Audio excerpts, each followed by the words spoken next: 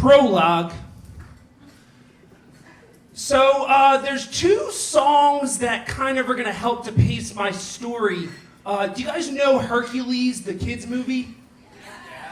There's a song in there that I love, and I'm going to sing the first part of it awkwardly to you right now. I have often dreamed of a far-off place where a great warm welcome will be waiting for me.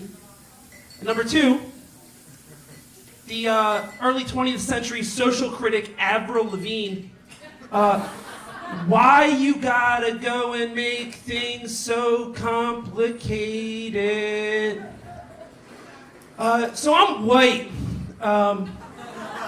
and I grew up in Northeast Philly, which is also pretty white. And I went to Father Judge High School in Northeast Philly, which is also very white. And not only am I white, but like I'm awkward and ungainly. So like I had a really interesting high school experience. I have a twin brother. When he made the varsity basketball team, I made the varsity Model United Nations team. And I always wanted to be cool and fit in. And my sophomore year, it was announced that we could run for student council for the whole school. And I thought, this is my chance at the big time. This is my chance to be cool. So I made a poster with my name, and the only art that I had to decorate the poster was the clip art in Microsoft Word 97. So I found a lightning bolt, and I kind of plastered it all over my sign, and I put them up throughout the school. And the next day at school, I swear I was getting looks from kids. Some kids were nodding at me as if they agreed with what I was doing. And eventually I found out, a friend of mine came up to me and said, Steve, you know that image is the insignia, although he was in high school, so I doubt he said insignia, of a local white supremacist group. If you keep that up, you have a good chance at winning. And this put me in a difficult situation because I wanted to win, but I'm not a white supremacist. So I took all the signs down, I lost, and I faded into relative Model UN obscurity. But 3 years later, I was a freshman at the University of Scranton, woot woot.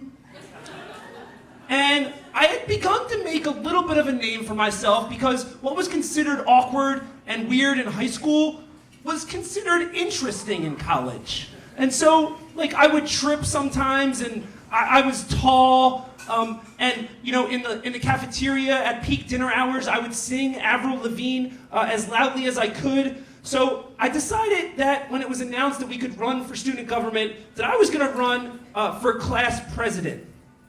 And again, I had to make a poster.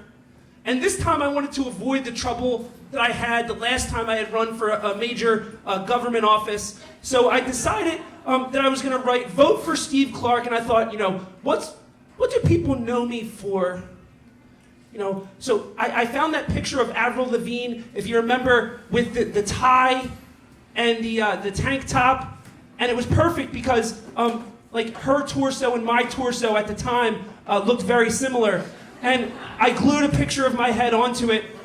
And election day came. I'm sorry. I said, it's not complicated. Vote for Steve. And, right? And election day came, and by 10 votes, I won. Right? Epilogue. So I get to thinking, what are the chances that I could grow up in this extremely white environment and just by chance choose the one piece of clip art from the one word processing program that I have that represents this one white supremacist group in Northeast Philadelphia, and then lead me to a better understanding of my brand and become the class president when I was a freshman in college.